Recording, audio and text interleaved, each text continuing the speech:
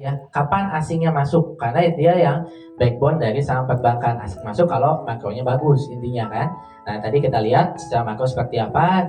Untuk yang sekarang ini memang pro growth ya, itu plus minus, semua kebijakan plus minus ya. Mungkin Kemenko yang lama itu lebih konservatif ya, dimana dia lebih jaga fiskal defisit dan lain sebagainya. Yang ini mungkin lebih pro growth, langsung stimulus ini ada dua sisi. Kalau misalkan memang berhasil, otomatis kita punya GDP pasti naik. Tapi kalau sebaliknya itu bakal jadi makin memberatkan. Nah itu semua kebijakan pasti dua sisi lah ya.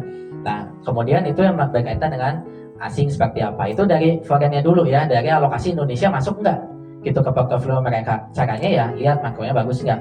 Nah kalau udah bagus, kita lihat lagi sektornya seperti apa, perbankan seperti apa. Kalau kita lihat beberapa perbankan besar ini, kalau kita lihat memang lendingnya ini berkurang ya, diantaranya dikarenakan aset quality-nya atau kualitas asetnya ini kita lihat banyak kredit macet gitu ya. Itu yang sebetulnya kita atau mungkin investor yang hindari gitu ya, karena kan dia usahanya minjemin uang orang, uang deposit ditaruh ke dia terus dia lending gitu kan, dia jadikan kredit. Nah itu kalau kredit macet itu yang bahaya, karena dia harus menyiapkan provisi lebih, sehingga kalau provisi lebih net income-nya pasti bakal turun, kurang lebihnya kan seperti itu. Nah kalau kita lihat aset quality masih kurang bagus.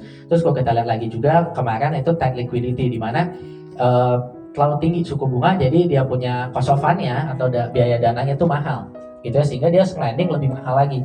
Nah lending lebih mahal dilihat dari konsumennya juga ternyata nggak menyerap. Dan di tahun ini ada nggak yang mau buka warung atau apa, mungkin mikir dua kali ya, karena konsumsi lemah gitu ya. Nah, itu sebabnya makanya kata saya perbankan itu sangat gampang analisanya atau dilihat, karena itu proksi dari sebetulnya satu negara itu seperti apa.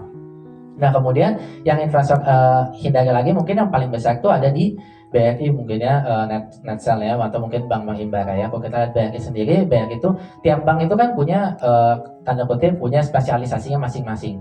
Ada yang di corporate, ada yang di bidang mungkin di grassroots seperti BRI gitu ya. Kalau kita lihat di grassroots itu yang sebetulnya sekarang lagi bahaya banget sebetulnya kalau kita lihat, makanya stimulus pemerintah tuh makin lama makin banyak gitu kan buat nolong itu. Karena kalau kita lihat dari sisi paling bawahnya, di mana itu mungkin sekitar 60-70% dari BRI itu masih lemah gitu, sehingga kalau kita kemarin saya hasil meeting dengan manajemen direktur BRI, mereka menyebutkan baru akan naik dia punya lending itu di 2026, baru ada perbaikan, belum kembali ke level yang normal gitu ya.